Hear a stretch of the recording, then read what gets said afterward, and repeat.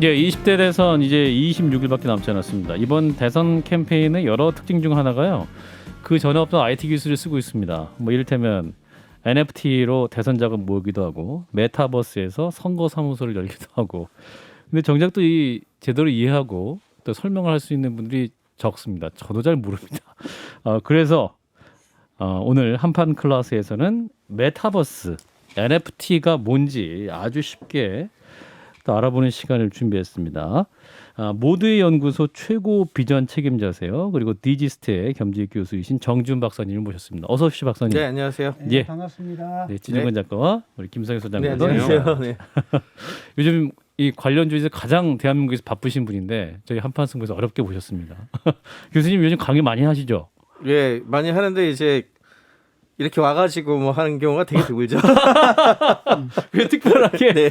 모셨는데 뭐 거의 온라인이죠. 예, 네. 너무 감사합니다. 예, 자 일단 메타버스부터 우리가 한번 그 버스에 한번 타볼 텐데 너무 흔한 용어가 됐습니다. 네네. 근데 아직도 이제 제대로 된 개념 모르시는 것 같아서 교수님 이제 메타버스 좀 네. 쉽게 설명해 주시면 어떻게 이해하면 될까요? 개념을 모르는 게 정상이에요. 아 그런가요? 네. 아 마음이 놓이네요. 왜냐하면 너무나 넓은 의미를 갖고 있는 용어이기 때문에. 근데 예. 저는 그냥 디지털 세계가 현실 세계를 만나는 현상으로 보고 있어요. 되게 넓게. 되게 넓게. 네, 전에는 디지털 따로 놀고 현실 세계 따로 놀았는데. 예예. 그 접점이 되게 넓어지고 깊어지고 뭐 이런 현상으로 보고 있어요. 그 옛날에 그 세컨드 라이프라는 게 있지 않았습니까? 네네네. 그거하고 어떻게 차이가 나는 건지 모르겠어요, 잘. 세컨드 라이프 같은 경우에는 이제 그 비슷한 거죠, 사실은. 메타버스의 디지털 세계 버전에 조금 디지털 쪽에 많이 가 있는 그런 느낌의 거라고 생각하셔도 뭐 큰 문제는 없는데 뭐 지금하고 과거하고의 가장 큰 차이라면은 그거를 접근할 수 있는 사람들의 수라든지 그다음에 여기에서 경제 시스템이 이제 좀 더 일반화된다든지 그러니까 이런 식으로 저 항상 그렇듯이 역사를 보시면요, 옛날에 있었던 것이 없어지고 새로 들어온 게 아니고 그냥 더 굉장히 많이 퍼지고 많이 쓰이게 되잖아요. 스마트폰도 사실은 수십 년 된 거였거든요. 근데 아이폰 나오기 전까지는 어느 누구도 스마트폰을 안 썼었죠. 웬만한 사람들은 안 썼었죠. 예. 그 비슷한 거죠, 뭐.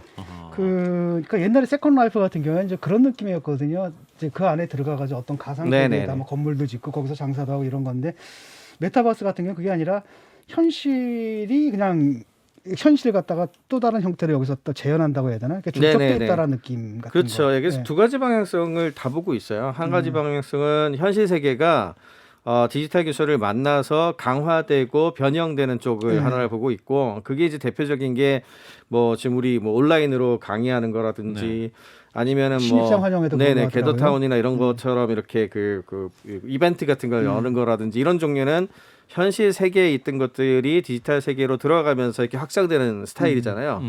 반대로 이제 원래 디지털 월드였던 게 있죠. 그게 게임이잖아요. 네. 게임 원래 디지털 월드로 존재한 처음 끝까지 디지털이잖아요. 그거는. 예. 그랬는데 얘가 과거보다 훨씬 현실 세계에 가까워지는 현상이 보이면서 뭐 VR을 쓸 수도 있고 아니면은 돈이 돌아가는 시스템이라든지 아니면 거기에서 뭐 게임 하는 것 자체로 뭐 경제 행위가 된다든지 이런 종류들이 현실 세계일 거잖아요, 원래. 예. 그렇게 이제 디지털 세계가 현실 세계 쪽으로 오는 방향이 있고 이 두 가지가 다 있어요.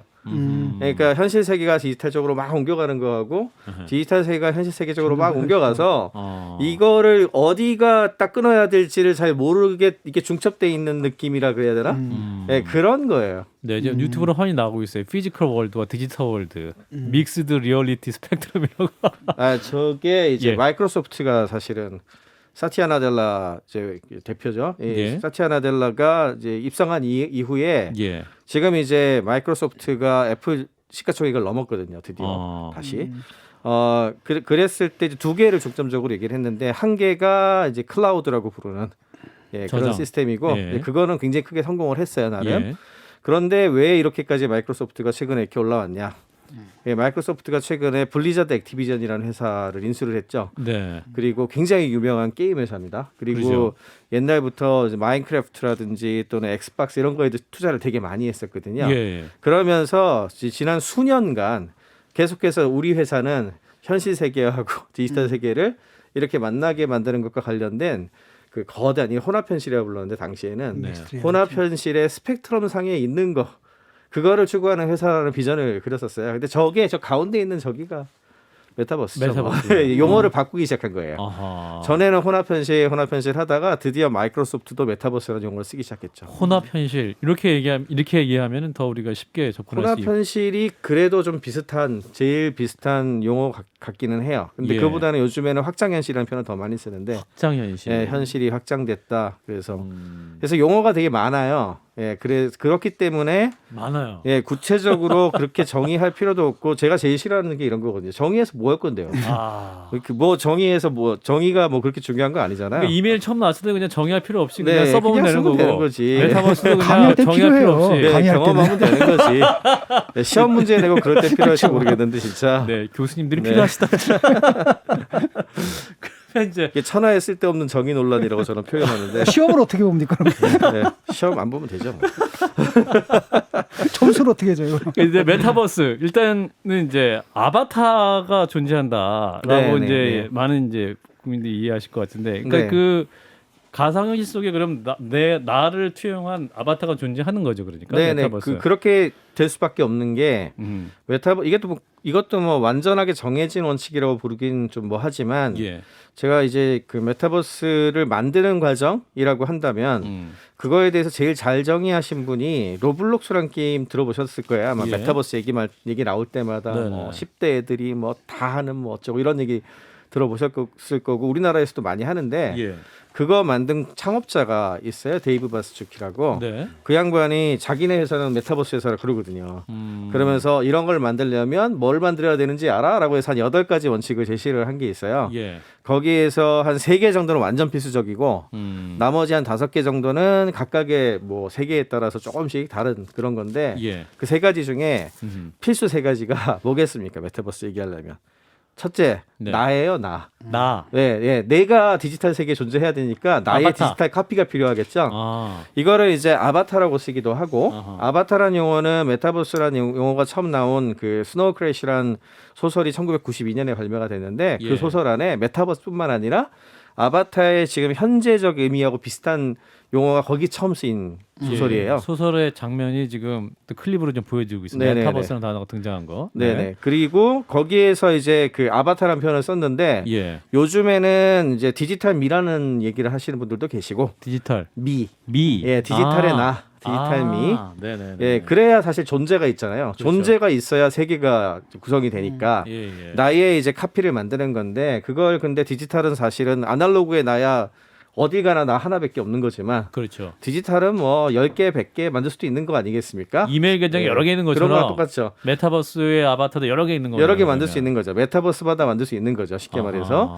그래서 내가 있어야 되고요. 이게 네. 1번이고 그다음에 나만 떨렁 있으면 세상에서 할 게 없잖아요. 그렇죠. 예, 그래서 그 두 번째를 세계관 또는 월드라고 표현을 해요. 예. 그래서 이 내가 존재를 하고 세계가 존재를 해야 돼. 그럼 세계를 정의해야 되잖아요. 예. 세계가 어떻게 생겼고 뭐 이게 있어야 되겠죠. 그렇죠. 그래서 그게 두 번째. 아. 그다음에 나하고 세계가 있으면 나하고 세계 사이에 내가 돌아다니든 뭘 하든 뭔가 자유로운 행위를 하지 않습니까? 그렇죠. 그래서 굉장히 자유로운 밀리언스 오브 익스피리언스라는 표현을 쓰는데 이 친구는 예.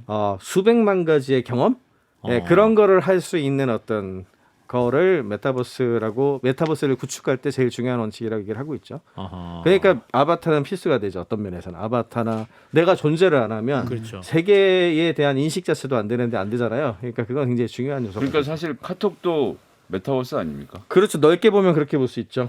사실은 페이스북, 뭐 카카오톡 뭐 이런 것들도 계정을 생성했고 나의 카피를 만들었고 다만 그 세계관이 그 세계가 텍스트로 이루어져 있고 스마트폰에 있는 서비스며 이렇게 이제 월드 규칙이 있잖아요. 그거를 따라서 여러분들이 쓰고 계시죠. 그러니까 이제 넓은 의미로 보자면 우리가 쓰고 있는 인터넷 서비스의 대부분도 다 메타버스라고 얘기할 수도 있죠. 이미 우린 다 메타버스 하고 네. 있는데 이 개념이 갑자기 딱 다가오니까 네네. 잘 모르겠는 그러니까 선뜻 말을 못. 사실 이런 얘기 너무 덕후 같아서 안 하려고 그랬는데 예. 옛날에 처음에 RPG 게임 초창기에 하던 때는 예. 텍스트로만 하던 때가 있었어요. 네, 텍스트 글자로 모드 게임. 앞으로 네. 한 칸 가고 앞으로 한 칸 가고 공룡이 나타났다 이게 나타나면 내가 공룡이 나타났다는 공포를 느끼면서 싸움을 하는 것이 한 단계 진전해서 지금 이제 그래픽으로 앞에 공룡이 있는 것을 싸우고 있는 건데 이제 메타버스가 되면 내가 그 캐릭터 안으로 들어가서 눈을 들면 공룡을 보면서 싸우는 세상이 이제 곧 온다는 이야기 정도로 전 이해를 하고 있거든요. 그러니까 네. 결국은 경험의 차이일 뿐이지. 네, 그것도 그것도 뭐 틀린 하나의 얘기는 아니고요. 기술이죠. 네네네. 네, 하나 유형. 당군의 땅 이런 거 하셨나 보네. 근데 이제 이게 메타버스니까 뭐 여러 가지 이제 유니버스가 여러 가지가 있는 거 아닙니까? 네네네. 근데 그 세계의 동일성이라는 걸 우리는 현실 세계는 모든 세계를 네. 공유하는데 그것은 공유가 안 되잖아요. 이 세계들 네네네. 사이에서 네, 거기서 어떤 경험의 파편화라든지 그렇죠. 예, 네. 그런 것들이 좀 우려도 좀 되는데. 네, 그래서 그런 부분들을 해결하는 방향으로 가고 있죠 지금. 아, 그렇습니다. 네, 그게 가장 큰 차이점인데 그래서 다른 웹에서 웹3라고 표현을 요즘 많이 들어보셨을 거예요. 예. 웹3의 개념이 다시 막 등장하는 것들도 그래서 그런 건데 다시 이제 플랫폼 쪽으로 이렇게 몰려 들어갔던 시대가 그 모바일 시대와 함께 그렇게 많이 몰려 들어갔거든요. 예. 웹 2.0이라고 부르는데 그거가 다시 이제 메타버스 쪽으로 옮겨지게 되면서 나의 존재가 딴 데도 연결되고 이런 것들을 추구하는 쪽으로 많이 움직이고 있어요. 그래서 그걸 이제 표준으로 이제 넘어가고 있고 그래서 이런 걸 이제 프로토콜이라 표현하거든요. 예. 프로토콜 경제라는 표현을 쓰기도 하는데 예.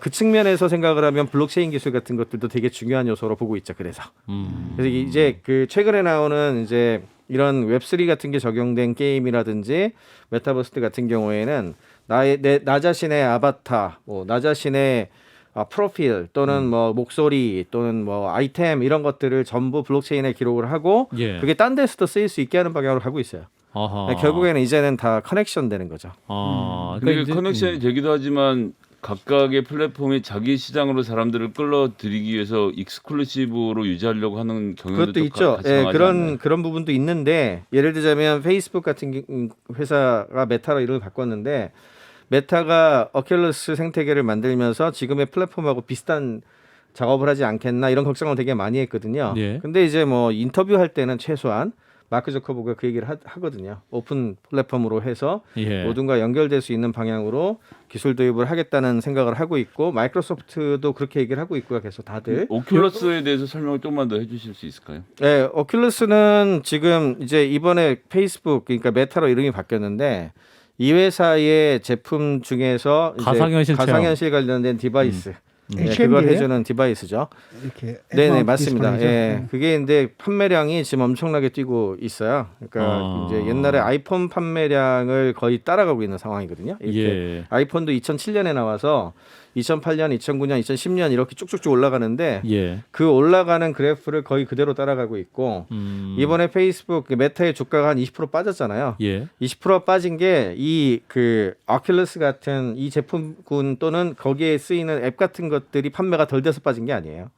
그거는 진짜 이렇게 올라가고 있거든요. 예. 근데 기존의 그 실적이 애플하고 갈등이 바뀌면 너무 안 좋았어요. 그러니까 그 애플하고의 갈등이라는 부분이 네네. 아이폰에서 개인 정보를 즉 광고 정보를 페이스북에 전달하지 않을 수 있도록 각자의 네네네, 유저가 선택할 수 네네네, 있도록 해놓은 네. 문제가 있는 거 아닙니까? 맞습니다. 그래서 그게 소위 얘기하는 맞춤형 이런 걸 하기 어려워지게 되는 거거든요. 그런 식으로 되면은 그러면 아무래도 페이스북의 광고 수입이 줄겠죠.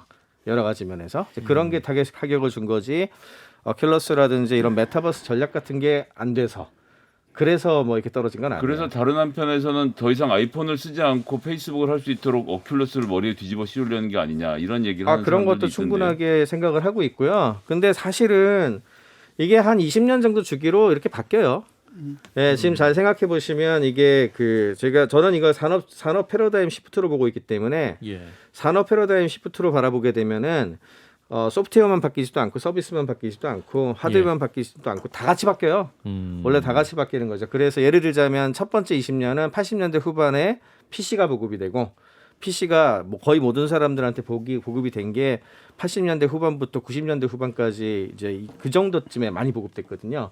그렇게 많이 보급이 되니까 소프트웨어가 되게 중요해지기 시작해 소프트웨어 시장이 급성장을 하죠. 예. 그래 마이크로소프트 윈도우 같은 게 나오기 시작을 했고 거기에서 업무 생산성이 쫙 바뀌었잖아요. 예. 그리고 이제 인터넷 서비스가 들어오면서 개인들이 지식사회로 진입하는 그런 패러다임 전환을 일으켰잖아요. 네. 그게 대충 1980년대 말부터 2000년대 중반 정도까지의 사이클이에요. 그게 한 네. 20년 되거든요. 예. 그 다음에 2007년에 이제 아이폰 등장하면서 급속도로 모바일로 넘어가잖아요. 그렇죠. 우리가 금방 넘어간 것 같지만 사실은 한 2012년 돼서야 1억대를 돌파하거든요. 예. 모바일 폰. 네네네. 그래서 사실 한국이? 한국이 2009년에 들어오게 되고 2012년에 1억대를 돌파를 해요. 예. 2012년 돼서는 이제 다 알았죠. 야, 아. 이거 완전 모바일 중심으로 돌아가는구나 이제. 세상이. 예, 그러면서 마이크로소프트의 주가가 확 떨어지면서 애플이 그걸 넘기 시작을 하게 되죠. 예. 그리고 인텔이 몰락하고 퀄컴이 올라오게 되고요. 네. 왜? 모바일과 관련된 하드웨어 칩이나 이런 걸 공급해야 되니까. 그렇군요. 그다음에 서비스 측면에서 봤을 때에도 검색이 힘을 못 써요, 모바일에서. 왜? 그냥 소통하는 기계니까. 그러니까 이제 소위 얘기하는 소셜 미디어를 중심으로 하는 것들이 확산이 되기 시작을 했고 소셜 미디어는 기본적으로 개인화된 서비스잖아요. 그러다 보니까 슈퍼 개인이 나오기 시작하죠. 인플루언서의 시대. 그리고 기업들보다 이쪽으로 패러다임 시프트가 일어나게 되는데 예. 이런 식의 그 서비스, 하드웨어, 소프트웨어, 칩 이런 식으로 다 같이 바뀌는 거예요. 그게 한 2007년에 시작해서 지금 15년 차죠. 15년 차라서 제가 봤을 때는 이제 산등성이 꼭대기 직전까지 올라온 거예요. 모바일 쪽의 그 패러다임으로 보자면 이제 할 거 다 하고 있는 거죠, 솔직히 말해서. 이제 그럼 이제 메타버스의 시대가 온 겁니까? 그렇죠. 이게 한 5년 정도 진행이 되면은 예. 이제 20년 정도 되는 거잖아요. 아. 이 사이클이 사실은 이렇게 되면서 HMD라 그러죠. 이게 뒤집어 쓰는 기계가 지금보다 사실은 더 가볍고 싸고 좋아야 돼요, 솔직히. 그렇죠. 더 가볍고 싸고 좋아야 되고 거기에서 쓸 수 있는 컨텐츠도 쉽게 만들 수 있어야 되고 더 리얼해야 되고 이렇거든요. 진짜 제대로 된 사이클 들어가려면. 가상현실 체험하기 위한 그 기계 말씀하시는 그렇죠. 거예요? 기계뿐만 아니라 예. 이걸 만들기 위한 소프트웨어. 예를 들자면 지금이야 뭐 파워포인트나 뭐 이런 걸로 만드시지만 이제 앞으로 다 세상을 이렇게 그 진짜처럼 만들려 그러면 그래픽을 이용해서 진짜처럼 꾸미는 소프트웨어가 더 중요하거든요. 네네. 이제 그런 부분이라든지 아니면 이게 데이터량이 많으니까 그걸 버텨줄 수 있는 어떤 네트워크 환경이라든지 이런 게 갖추어져야 되는 건데 그래서 예. 저는 사실은 이 사이클이 한 대충 2025년 정도부터 이렇게 좀 올라오지 않을까라고 예상을 하고 있었어요. 원래는. 3년 후 정도. 예. 그랬는데 코로나19가 모든 걸 바꾼 케이스예요. 다 집에만 예, 있으니까. 코로나19가 2020년에 이제 2019년 말 2020년에 터지면서 예. 모든 사람들이 디지털로 일을 하게 만들어지는 걸 강요받았거든요. 그렇죠. 그렇게 되니까 원래는 하드웨어 생태계, 소프트웨어 생태계, 뭐 서비스 생태계 다 만들어지고 나서 자 이게 써보니까 좋은데 하면서 이렇게 막 확산되는 식으로 보통 그렇게 바뀌었어요 지금까지. 아하. 그랬는데 아직 덜 됐음에도 야 이거 없으면 아무것도 못해 일단 무조건 해가지고 사용자 비헤이비어 사용자의 행위가 먼저 바뀐 케이스예요 이게 지금. 그럼 이러면 속도가 빨라져요. 예. 왜냐하면 이걸 익숙해 있잖아요 이미. 익숙해 있는데 불만들은 많거든요. 이 정도밖에 아직 안 되냐? 이렇거든요. 그렇죠. 예, 그러면은 이제 수용성이 이미 올라온 상황이니까 그거를 잘 이제 커버해주는 하드웨어든 소프트웨어든 이런 걸 서비스를 딱 내잖아요. 그럼 잘 받아들이는 거예요. 그러니까 좋은 스마트폰이 나오면 막 사면서 이제 그 익숙해지면서 이제 다 네네네네. 들고 다니는 것처럼 네네네. 어떤 메타버스의 어떤 가상현실 체험이라든 이런 것들도 그러면은 더 좋아지면 그럼요. 국민은 예. 한 사람당 다 하나씩 다 갖고 계실 거의 수 그렇게 될 있다. 거라고 봅니다. 그래서 이제 그런가요? 구글 글래스가 한 10년 됐나요? 10년 전에 네네네. 시도하다 한번 망했고 네네네. 메타는 오큘러스로 등장을 했고 애플도 비슷한 기종을 만들려고 시도가 하고 있다고 하죠. 그렇죠. 네. 사실은 그 지금 말씀하신 것처럼 스마트폰의 역사도 그랬지만 성숙되기 전까지 제대로 된 가치 전달을 못하기 때문에 예. 확 뜨지를 않아요. 그러니까 그렇죠. 진짜 애플 아이폰 이후에 스마트폰 시대가 된 거거든요. 네. 그와 비슷한 기기가 나와줘야 되는데 예. 지금 메타에서 만들고 있는 오큘러스가 2014년부터 만든 거거든요. 예, 가상현실 체험하는 네, 거 저 쓰는 거. 기계가 예. 그때부터 만든 건데 2019년까지는 양치기 소년 같았어요. 맨날 뭐 세상 바뀐다 그러는데 제대로 뭐 쓰지도 못하고 거의 이랬거든요. 예. 그러다가 이제 코로나19와 함께 2020년 10월 달에 투 제품을 이제 거의 한 5번째 제품인가 그럴 거예요. 예. 그렇게 내놨는데 드디어 터진 거죠. 괜찮아요. 네, 퀘스트는 진짜 괜찮아요. 그때부터 이건 달라지겠다는 느낌 확 오거든요. 네, 물론 더 좋아지겠죠. 예. 이렇게 한 2년 3년 정도 2년 되면서 이제 퀘스트 3가 내년에 올해 이제 발매가 될 것 같은데 이제 드디어 애플 뭐 소니 등 다 움직이고 있죠 이제.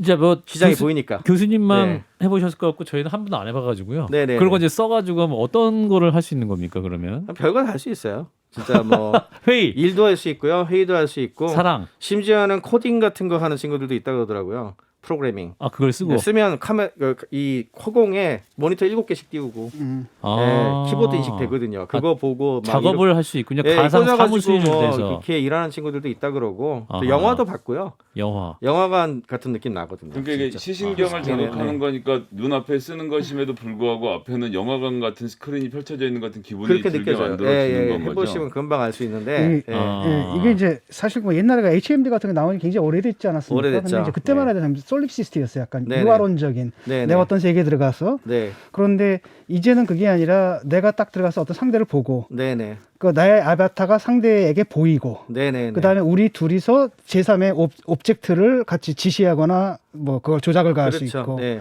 굉장히 좀 다른 형태로 좀 변한 네. 것 같은데요. 점점 좋아지는 거죠. 지금 제가 지금 현재의 그 기술 수준이 예. 가격대가 한 40만 원대면 사는 정도로 떨어졌으니까 디바이스 하나가 일반적인 가전제품 가격까지 왔죠. 그러니까 일단 가격선이 무너졌고 예. 이제 접근 가능한 수준까지 갔고 그렇군요. 아직도 무겁고 배터리 2시간밖에 안 가요. 그러니까 이거는 당연히 해결해야 되는 문제고요. 아직도. 예. 예, 그런데 그 해상도 같은 게 진짜처럼 느껴지는 거를 전달할 정도가 됐어요. 어느 정도.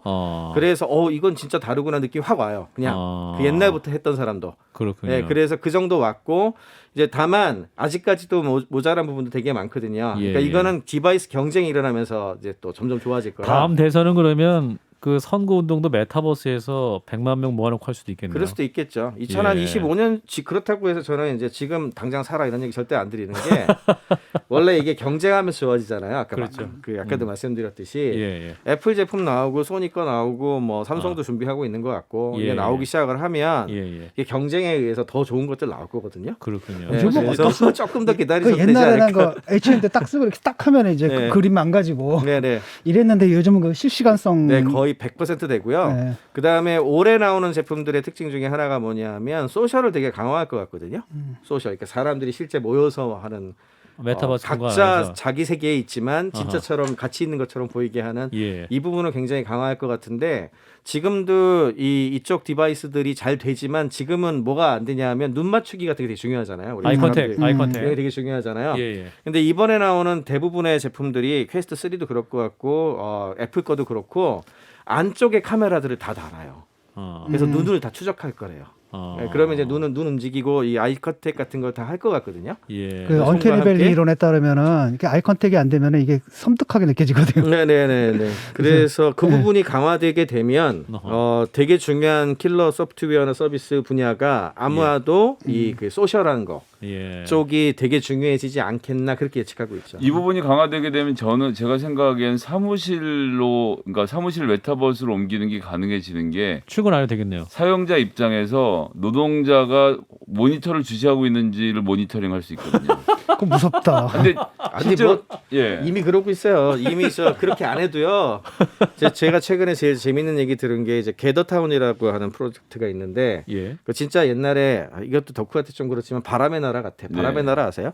게임. 바람의 나라라는 게임이 있거든요. 이렇게 그래요. 8비트로 이렇게 돼 있는 네. 딱 그렇게 생긴 그 오피스 환경 이런 환경인데 최근에 대한민국 매출이 급증을 한대요. 이 게더타운 친구들 제가 알아가지고 물어봤는데 우리나라 매출이 엄청 는다는 거예요. 도대체 어디서 그렇게 매출이 느냐 그랬더니 원래는 게더타운을 제일 많이 한 게 이렇게 이런 이벤트나 이런 거 할 때 많이 한 거였거든요.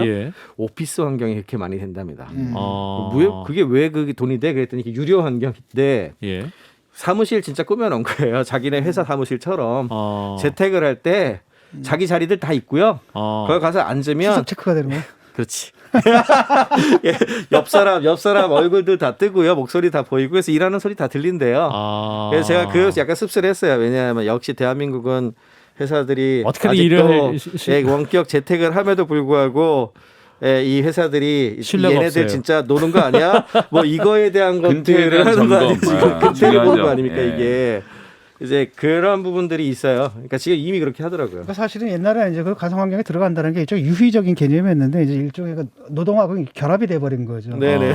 근데 이제 한 가지 문제는 뭐 이런 거거든요. 그러니까 뭐 세컨드 라이프도 한동안 엄청나게 이제 인기를 끌다가 가라앉은 건 뭐냐면은 역시 사람들의 체험은 역시 비트의 세계가 아니라 네네. 애톰의 세계에서 네네. 예를 들어 가지고 저 메타버스 하는 사람들도 결국 그걸로 돈 벌어 가지고 여행 가잖아요. 네네네. 메타버스로 들어가지 않거든 그 여행은. 근데 양쪽이 다 커지는 거죠. 메타버스를 통해 가지고 경험을 하면 그 경험을 진짜로 하고 싶어지게 되고 예, 반대로 그거를 기억했던 사람들은 다시 그거를 또 경험하고 싶어 하고 서로 증강된다. 예, 그게 서로 증강되죠. 이두 개가 아까도 말씀드렸듯이 예. 자꾸 메타버스를 따로 떨어진 산업처럼 보려고 하니까 이게 지금 자꾸 이상해지는 거지. 예. 그냥 너무나 자연스럽게 디지털 세계가 우리 현실 세계하고 여러 군데에서 결합하는 현상으로 바라보시면은 손편지를 쓰고 네네네. 카톡도 쓰고 그런 이메일도 거죠. 쓰고 있는 네. 거죠. 이런 예. 거 그러니까 제가 뭐 상상을 하는데 이제 우리 학교 학생들 딱 데리고 예. 그 메타버스 들어가 노트르담 성당을 들어가는 거야. 딱 그렇죠. 들어가 이미 내부에서 그렇게 하고 딱 보고 이게 뭐 볼트가 어쩌고 저쩌고 막 설명을 하는.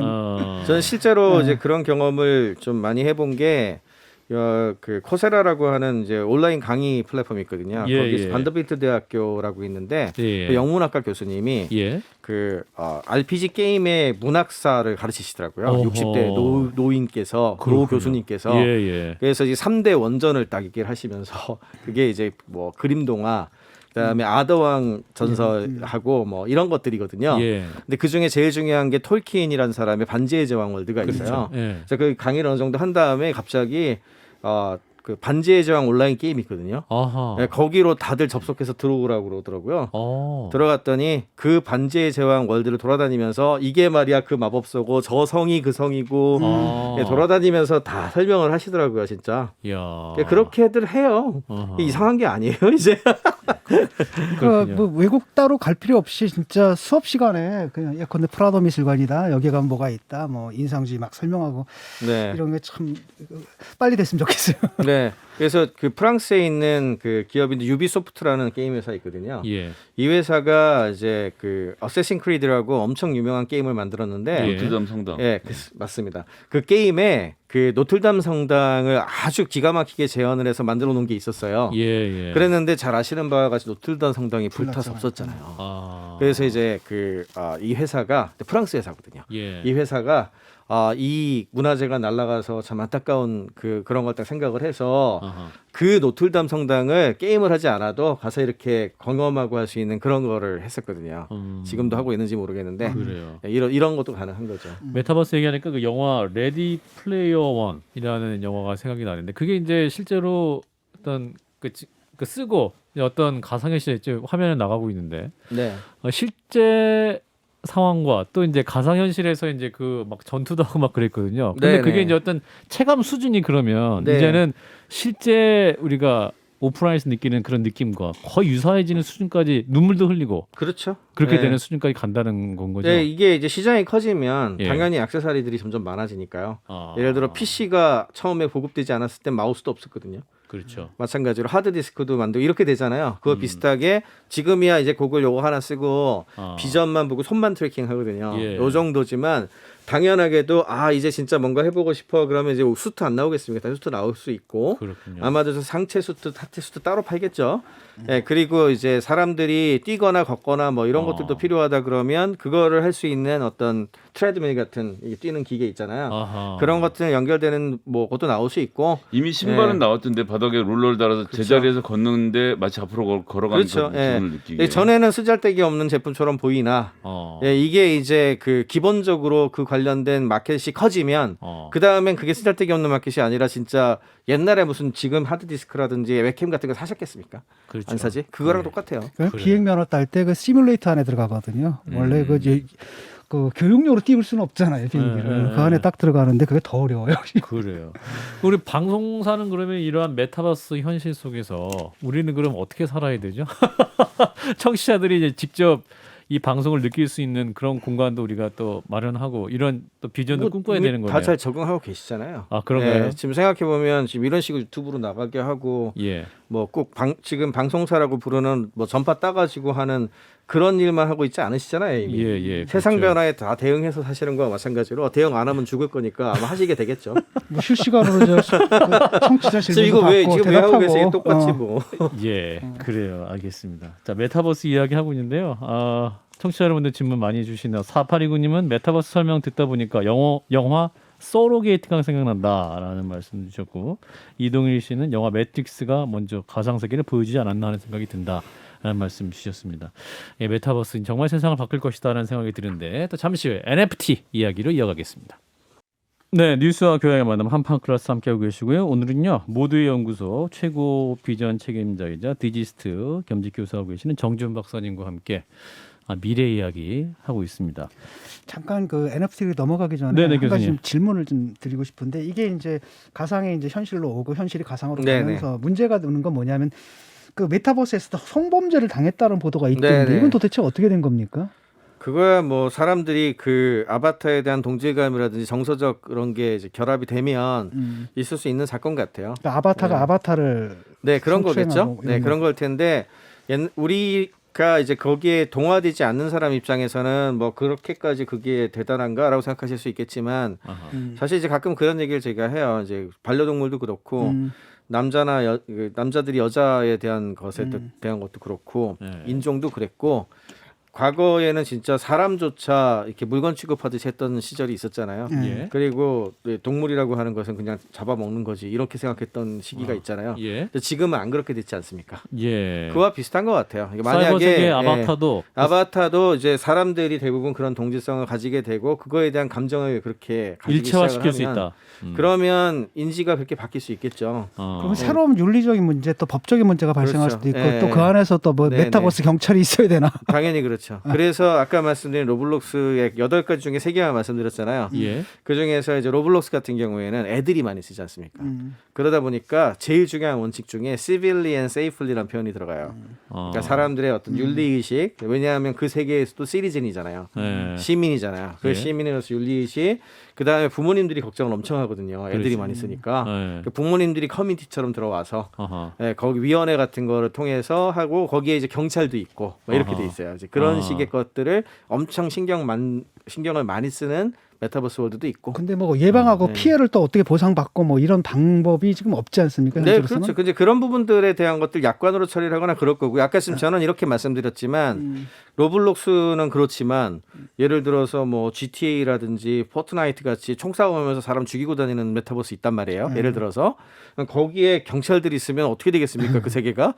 그러니까 그런 부분들은 또 다르겠죠. 그러니까 그게 하나로 퉁쳐가지고 모든 걸 이런 식으로 법률로 이렇게 하겠습니다라고 하기는 굉장히 어려운 것 같습니다. 아하, 그래요. 또 새로운 과제가 있을 수 있을 것 같네요. 자, 이제 NFT 얘기를 해볼 텐데요. 이제 NFT 일단은 non-fungible 토큰, 대체 불가능한 토큰이다라고 이제 정의가 되는데, 요건 개념 쉽게 좀 설명해 주시면 네, 교수님. 그냥 그 글자 그대로인데 그 예. 기술적으로 봤을 때는 예, 그러니까 토큰만 하더라도 다 쪼갤 수 있다는 거는 유동성이 생긴다는 거거든요. 예. 0.00001 비트코인을 팔 수 있잖아요. 예. 한 비트코인이 비싸더라도. 그런데 이제 그렇게 만들어 놨더니 뭔가를 증명하거나 이러기에는 안 좋은 거죠. 네. 가치로만 표현될 뿐, 숫자로만 표현될 뿐, 그것이 어떤 것하고 딱 연결돼 가지고 이 물건은 이것이다라고 하는 게 되게 어렵잖아요. 예, 자, 그런 걸 방지하기 위해서 예. 아이디가 딱 붙은 거를 어떤 실물이 됐든 디지털이 됐든 연결을 딱 시킬 수 있도록 만들어준 기술이다 이렇게 생각하시면 되고요. 예.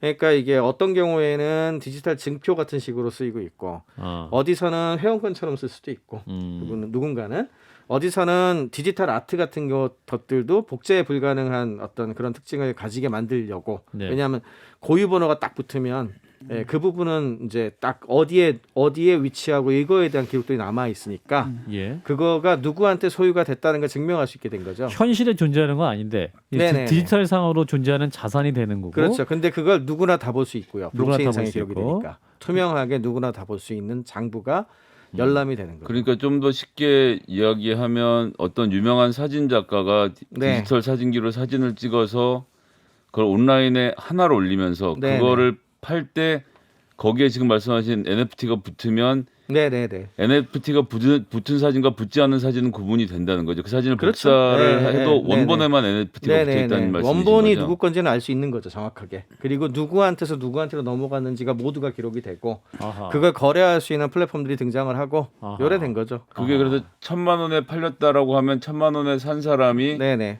그 그림을 10조각을 쪼개서 네네. 권리를 10분의 1로 나눠서 팔 수도 있는 거죠. 그건 안 돼요. 그건 안 되고요. 네네. 그거는 처음에 만들어진 크리에이터가 그게 가능하도록 만들었으면 모르겠는데 그런 걸 우리가 스마트 계약이라고 그러거든요. 예, 이 NFT에는 종류가 그래서 여러 가지가 있을 수 있어요.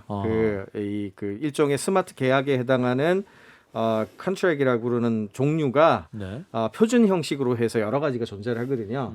그 중에 어떤 거를 골라서 어떤 걸 썼느냐에 따라 달라지는 거예요. 그러니까 애초에 그냥 그 뭐 10분의 1, 100분의 1로 잘라가지고 그 소유권을 팔았다 처음에 모를까. 그렇게 하는 경우도 많죠. 예, 100개짜리 에디션으로 해가지고 하는 경우도 있고. 그러니까 스마트 계약 말씀하시니까 얼마 전에 네. 간송미술관에서 네네네. 국보를 내놨을 때 네네. 이 국보를 NFT로 살려고 하는 시도를 제가 기사에서 본 적이 있는데 네네네네. 그분들이 얼마나 신뢰할 수 있는 분들인지 잘 모르겠지만 네네네. 그런 시도는 어떻게 보셨습니까? 그게 이제 모금을 NFT로 해서 정확하게 하는 거죠. 그러니까 이제 이게 NFT라고 하는 것이 단순히 너무 이렇게 아트 작품들이나 이런 경매가나 이런 거 갖고 얘기를 하고 있어가지고 전 되게 안타까운데 왜냐하면 기술이 가지고 있는 포텐셜이 그보다 훨씬 크거든요.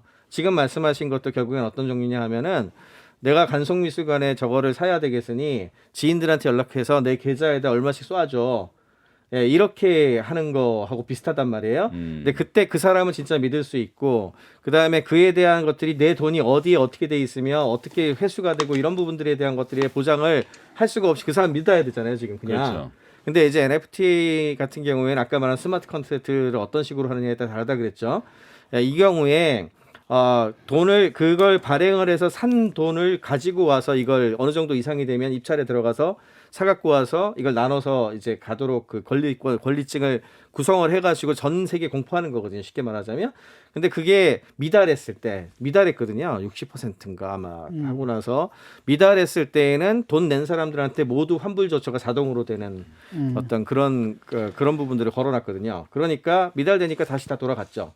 그러니까 이런 것들을 자동화해서 제대로 할 수 있는 거예요. 그러니까 그 프로젝트는 그걸 하기 위해서 만들었어요. 예를 들어서 100억짜리 그 국보 같으면 100만 원씩 10,000명을 모아서 그림을 사면 10,000명에서 이게 저 국보 내 거야 이렇게 말하고 다닐 수 있게 되는 거죠. 그렇죠. 10,000명이 같이 공동 소유한 게 되는 거죠. 이걸 했었던 프로젝트 팀들도 유명한 분들이 많이 참여했는데 그분들의 의도가 그거였어요. 국보니까 우리나라 사람들이 나눠서 소유하는 쪽으로 가는 게 맞지 않겠냐 해가지고 무브먼트를 했던 건데 뉴스는 많이 나긴 했지만 조금 아쉽게도 이제 그 액수에 도달하는 데 실패했어요. 이게 그러니까 국보 자체를 소유하는 겁니까? 아니면 국보의 예를 들어 디지털 유일 카피를 소유하는 건가요? 국보 자체에 대한 걸 사기 위한 돈을 모으기 위한 펀드 레이징이었죠. 그러니까 펀드를 어쨌든 만들기 그걸 위한 사도 거죠. 사실은 소유권만 갖는 거고 국보는 그 간송이 아날로그 어딘가에 현실에 거기 있겠죠. 이제 있는 거고. 네네네. 근데 다만 이제 위치를 바꾼다고 하면 스마트 컨트랙에 의해서 그 토큰을 가진 사람들끼리 민주적 합의를 통해서 옮기고 이런 게 가능한 거잖아요. 네네, 그렇죠. 그래서 내가 10분의 1 지분을 갖고 있는데 100분의 1 지분을 갖고 있는데 난 이제 더 이상 이거 유지하고 싶지 않으니까 딴 사람한테 팔기도 하고 이렇게 되는 거죠. 그러니까 지금 이제 현재 기업을 유지하는 형태를 NFT로 해서 주식을 예를 들어서 거래하게 되면 그렇죠. 모든 주주들이 함께 참여할 수 있는 주주총회가 디지털 안에서 가능해지는 그렇죠. 세상도 오는 그래서 거겠죠. 그런 걸 다오라고 불러요. 그게 예. 바로 다오예요. 디센트럴라이즈. 최근에 이제 개그맨 신봉선 씨 그 짤이라고 부르는데 이게 NFT 경매에서 300만 원에 팔렸답니다. 지금 화면에 나가고 있어요. 저 짤인데 네. 굳이 이제 돈 안 주고 사도 많이 네. 인용을 하고 쓸 수 있잖아요. 그럼 이게 네네네. 큰 돈을 주고 샀다고 NFT 인증을 받게 되면 네네네. 앞으로 방송사 이걸 쓰면 카피라이트라고 하나요? 뭐 이런 네네네. 거를 주장할 수 있게 되는 겁니까? 그러면? 카피라이트는 만든 사람이 언제나 갖게 돼 있어요. 그러니까요. 저건 소유권에 대한 것에 예. 불과한 거고요. 예. 소유권 자체를 저걸 만든 사람이 그 정도가 되는 사람이면 아하. 이제 본인이나 아니면 방송사가 됐던 그거에 대한 권리를 가지고 있다면 네네. 당연히 그거를 이제 판매할 수 있도록 만들 수 있겠죠. 예. 자기가 권리를 가지고 있으므로. 예. 근데 이제 저거를 이제 가져간 것 자체에 대한 것들은 시장에서 만들어진 거니까 예. 예. 시장에서 저걸 희귀하다고 보고 자기들이 가지고 싶은 사람이 있으면 사는 거예요. 네, 그러니까 그 정도의 이제 가격대가 형성될 정도의 시장이 있다는 얘기죠, 그냥. 근데 아까 이제 좀 전에 본 그거는 사실은 방송사에서 제작한 거잖아요. 네네네네. 이걸 갖다 그러면 방송사에서 그걸 갖다가 NFT로 발행한 건 아니고 누군가가 그걸 만들지 않은 사람이 네네. 그냥 임의적으로 발행해가지고 팔아먹은 거잖아요.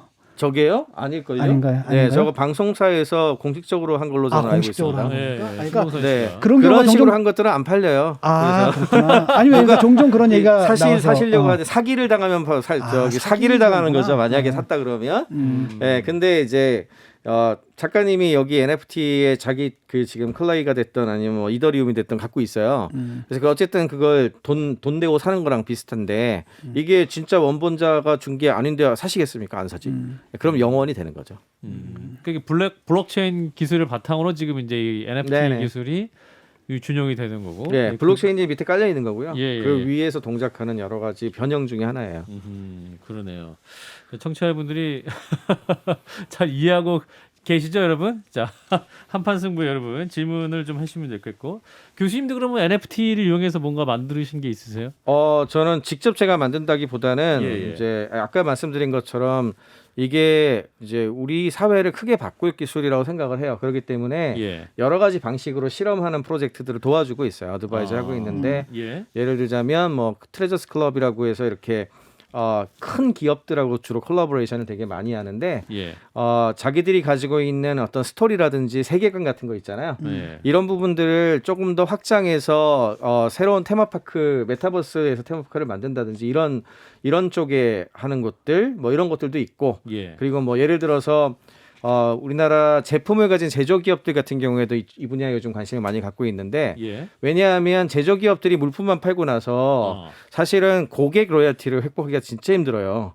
왜냐하면 이거를 트래킹을 해서 우리 제품을 정말 좋아해주는 사람한테 뭘 해주고 이게 자기네들이 인터넷 서비스 회사가 아니니까 만드는데도 오래 걸리고 힘들잖아요. 그렇죠. 근데 이런 것들을 예를 들어 NFT 태그와 같이 이제 가게 되면은 네. 이걸 갖고 있는 사람들이 사실은 집단을 이룰 수도 있고 그런 것도 활용될 수 있어서 아마도 올해에는 이렇게 마케팅이나 영업 쪽에 가격 막 오르는 것만 자꾸 보시는데 그런 거는 오래 못 가요 제 생각에는. 그거는 거품도 상당히 껴 있고요.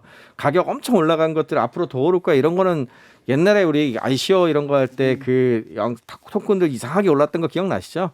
그거하고 되게 비슷한 일이 벌어질 건데 한 몇 년 지나서 지금 잘 되고 있는 그 암호화폐들의 대부분은 뭐냐 하면 망한 거 말고 지금 잘 되고 있는 것이 대부분은 그때 약속을 지킨 것들이에요. 그래서 뭔가 실제로 하고 있는 가상화폐 거. 공개, 가상화폐 네네네네. 공개. 네. 네, 그런 부분들이고 또 뭐 예를 들어 보이스버스 같은 경우에는 목소리를 클로닝을 해가지고 전 세계에 뿌려요. 예, 그게 이제 인공지능이 만들어내는 목소리인데 우리가 프로파일 픽처라 그러는데 이렇게 얼굴 같은 거가 있으면 목소리도 있어야 되잖아요 나중에. 근데 내 목소리를 쓸 수 있겠지. 그렇지만 글 써놓고 이제 내가 어차피 부캐 쓰는데 목소리도 굳이 내 목소리를 하기보다는 뭔가 부캐 목소리를 선택할 수도 있겠죠. 부캐릭터. 네네. 그런 부분들 그런 거를 갖고 와서 목소리를 이제 이런 메타버스에 연결시키도록 하는 뭐 그런 프로젝트도 NFT로 하는 게 있어요. 그런 프로젝트도 어드바이저를 하고 있고 그 이외에도 정말 제조 쪽에 하시는 분들 것도 좀 도와주는 게 있고 그러니까 이 원리가 있으니까요. 이 원리를 활용했을 때 우리 세상을 변혁시킬 수 있는 굉장히 좋은 도구예요. 네, 그런 도구로서 실험해보면 굉장히 좋죠. 근데 참 안타까운 게 언론 포함해서 뉴스에 맨날 뭐 원숭이 한 마리가 몇십억이다. 뭐 아니면 무슨 뭐 그 디지털 아트가 뭐 몇백억에 팔렸네. 이게 뉴스거리에서 화제하기 좋지. 그래가지고 많이 얘기가 나오는데 저는 가끔 그 얘기해요. So what? 그래서 어쩌라고. 그거 뭐 일반인들 쳐다보지도 못할 정도잖아요. 그런 거. 네, 그런 거 뉴스화되는 것보다는 실제 사용을 잘할 수 있도록 하는 것들을 잘 알려야죠. 근데 이제 NFT 이제 어렴풋이 개념을 이해하기 시작을 했는데요. 네네네. 이걸 구입하는 것은 디지털 암호화폐를 통해서만 가능한 건가요? 네네. 지금 현재의 대부분의 그 거래가 이루어지는 플랫폼 서비스를 써야 되는데 지금 이 거래가 이루어지는 가장 큰 플랫폼이 오픈시라고 하는 플랫폼이거든요. 얘네가 거의 독점을 했었어요 옛날에. 그럼 오픈시가 지원하는 지갑 이게 지갑이 꼭 있어야 되거든요. 그 지갑만 여기 들어갈 수가 있어요. 제가 이제 질문을 드리는 네네. 이유는 NFT로 뭘 살려고 해도 그러니까 물 한 병을 살려고 하면 제가 이거 500원이라는 직관적인 가치를 알고 있는데 네네네네. NFT로 사는 그러니까 디지털 코인으로 사면 디지털 코인이 워낙 등락이 크다라고 네네네네. 느끼게 되니까 내가 무슨 물건을 사는데 이 가격이 안정적으로 유지될 것인가에 대한 네네. 두려움이 좀 있거든요. 근데 메타버스 세계에서는 그런 두려움도 없어지실 거예요. 왜냐하면 저도 그런데요. 거기 나온 숫자가 이런 걸로 치환해서 생각을 안 하게 돼요. 그냥 예를 들어 뭐 몇 이더, 너 몇 클레이라고 그랬다고 치면 그냥 그 가격으로 보여요. 그게 그러니까 네. 현실 세계에 나와서 오늘 300원 오른 것이 보이는 게 아니라 그 안에서 네, 그 되려 예를 들어 얘가 말씀이신 1이었는데 거죠? 0.7 됐네 이렇게 떨어졌다고 생각을 하지 이거 예. 바뀐 거에 대한 생각을 안 하게 되거든요. 그러니까 그거는 내가 사는 중고 세상과 중고 집단과 가치관에서 결정나는 거예요. 내가 그러니까 지금 메타버스에 더 옮겨가 있으면 그렇지요. 거기에 더 네, 동조를 하게 그렇죠, 되겠네요. 그렇죠. 지금 그런 생각을 하시는 이유는 현실 세계에 훨씬 많은 걸 갖고 있기 그렇죠. 때문에 그렇죠. 예. 네, 근데 이게 역전되는 현상이 일어나고 특히 MZ 세대들 같은 경우에는 실제 생활이나 여러 가지가 거기서 많이 이루어지잖아요. 돈도 거기서 벌고 거기서 일할 거고요, 실제로. 그러니까 이렇게 되는 세계에서는 당연히 현실 세계의 화폐 가치보다 그게 더 중요하죠. 코인, 네. 그 가상화폐를 그럼 점점 사용하지 않을 수 없는 세계로 가고 있다라고 보시는 거네요. 네. 이게 NFT가 사용처를 넓힌 거거든요, 쉽게 말해서. 예. 이게 항상 이제 암호화폐라고 하는 블록체인 기술에 있어서도 이게 되게 중요한 포인트에 와 있다고 얘기를 하는 게 예. 비트코인 이후에 사실 이제 가장 많은 질문을 했던 게 도대체 무엇을 쓰라는 거냐 이 얘기를 많이 했어요. 용처에 대한 얘기를 되게 많이 했었잖아요. 그렇죠. 근데 사실은 가치 저장 수단이라든지 뭐 자산으로서의 가치 이 부분은 이제 비트코인 포함해 가지고 이제는 어느 정도 인정이 됐잖아요. 네. 그래서 그거는 알겠지만 나머지 부분들 특히 이더리움 같은 경우에는 월드 컴퓨터라는 비전을 갖고 있었거든요. 전 세계를 가치 기반으로 연결을 해서 혁신을 하겠다는 얘기를 했는데 2014년에 나왔단 말이에요. 어허. 그럼 거의 7년 가까이를 그래서 니네가 보여준 게 뭐냐 어차피 거래소에서 가격 오르고 내리고 그거밖에 더 있어 이랬었거든요. 예. 그랬는데 이제 코로나19와 함께 메타버스 뜨고 그다음에 여기에 이제 가상 금융도 되게 많이 좋아졌거든요, 지금. 네. 이런 것들이 되기 시작을 하면서 이제 드디어 용처들을 찾아내기 시작한 거예요. 용처들을 찾아내기 시작하면서 확산되는 거죠. 그런 측면에서 NFT가 엄청 중요해요. 왜냐하면 그동안에는 그냥 쓰잘데기 없는 거거나 아니면 일부 가치 저장 수단으로만 쓰던 건데 예. 이제는 전 세계를 아우르는 메타버스 세계에서의 경제 시스템을 구축하고 그걸 돌아가게 할 수 있게 하니까. 국경을 뛰어넘네요. 그렇죠. 그러니까 화폐 가상성이 늘어나는 네. 건데 처음에 이제 우리가 이제 그 태환화폐에서 불환화폐로 바꿀 때 아니 그 돈 갖고 좀 종이 쪼가리 가가지고 은행 가면 금으로 안 바꿔주는데 이걸 왜 쓰나? 그럼에도 불구하고 우리가 지금 쓰고 있잖아요. 그렇죠. 그거랑 이제 비슷하죠. 이거랑 좀 네. 비슷한 건데 네. 이제 문제는 그럼에도 불구하고 결국은 이게 이제 실물하고 연동이 돼 있단 말이죠. 근데 그 가치 변동이라는 게 너무 커가지고 네. 화폐의 기능 중에서는 사실은 등가 교환의 기능이는 굉장히 중요하지 않습니까? 네네네. 그래서 이게 이제 물론 이제 가상 세계 살 때는 그럴지 몰라도 네네. 어차피 거기서 뭐 액수만 가지고 하는 게 아니라 이게 결국 아날로그 현실이가 애토믹한 구조를 네네네. 갖고 있는 뭔가랑 바꿔줘야 되는 거 아닙니까? 네네네. 근데 거기서 이거 불안정성이다라는 것은 그래서 그런 거를 해결해주기 위한 스테이블 코인이라 그러는데 그게 또 나오죠. 그래서 앵커를 딱 잡아주는 이게 중간에 중심을 잡아주는? 중심을 잡아주는 그런 애들이 막 또 나오는 거예요. 가상화폐와 네네. 실제 화폐의 중간 형태. 네, 중간의 형태를 잡아주는 애들이 나와요 또. 나옵니까? 그래서 이게 우리가 지금 현상을 가지고서 쉽게 판단하면 안 되는 게 여기 있는 거예요. 웹3라고 하는 개념도 그래서 나오는 건데 이거 위에 안 되는 거를 해결해주는 서비스나 뭐 이런 게 또 위에 또 나오고 그 예. 위에 또 나오고 그 위에 또 나오고 이러면서 예. 기존에 있는 시스템들을 다 시뮬레이션 할 수 있는 형태로 가는 거죠. 그러니까 지금 가는 과정이에요. 아까 말씀드렸듯이 아하. 한번 이런 사이클 시작되면 제가 한 20년짜리 사이클이라고 그랬잖아요. 예. 2020년 정도에 시작한 거고 2040년 정도 아니 그보다 빠를 것 같아요. 왜냐하면 지금 속도가 되게 빨랐고 아하. 빠르고 지금 현재 그 인터넷 연결성이 좋아가지고 빠르고 아. 그 다음에 무엇보다 코로나19 이후에 디지털 세계 자체에 대한 존재성이 너무 올라갔어요. 그래서 사람들이 도입을 빨리 할 것 같거든요. 그래서 제 생각에는 이 40년까지 안 갈 것 같고 2030년에서 35년이면 뭐 완전 또 판 바뀌어 있을 것 같은데요. 그럼 이것이 바꾸는 세상의 흐름이 더 네. 우리가 사는 현재보다 더 나아진 삶은 맞는 거겠죠? 그거는 되게 어려운 질문인 것 같아요. 우리 농경 시대에 한가하게 이렇게 힘든 노동을 했지만 그때의 삶과 지금 여러분들이 하고 있는 삶이 어느 쪽이 더 나으냐는 질문을 던졌을 때 과연 지금의 삶이 낫다고 답을 하실 수 있습니까? 다들 농사지으로 내려가고 싶어 하잖아요. 네, 그런 것도 있듯이. 야, 그런데 이제 삶의 3일 후에 생각이 또 바뀌어. 그렇군요. 그냥 그러나- 삶의 패턴과 삶의 형태가 좀 달라지는 거죠. 뭐. 그리고 그 변화에 이미 와 있고 네네. 그 변화는 우리 거슬 수 없는 상황에 네, 와 있다라는 거군요. 네, 저는 거시적인 이런 그 역사의 사이클로 보니까요. 아유, 근데 그 뱅크시 작품을 갖다가 태워가지고 없애버린 다음에 원본을 없애버린 디자인 다음에 NFT로 만들어가지고 파는 걸 딱 보면은 그렇죠. 뭐 이렇게 거부감이 확 느껴지더라고요. 여기 사람마다 다른 것 같아요. 네. 저 같은 경우에는 저도 미술 작품도 사고 이런 편인데 저는 디지털 쪽에 투자를 더 많이 하게 되거든요 요즘에. 예. 왜냐하면 그 자체에 대한 그 가치 같은 걸 느끼고 있으니까요. 예. 그러니까 그걸 자기가 못 느낀다고 그게 가치가 없다고 얘기하면 안 되지. 어디에 투자하셨어요? 알겠습니다. 그 얘기 나중에.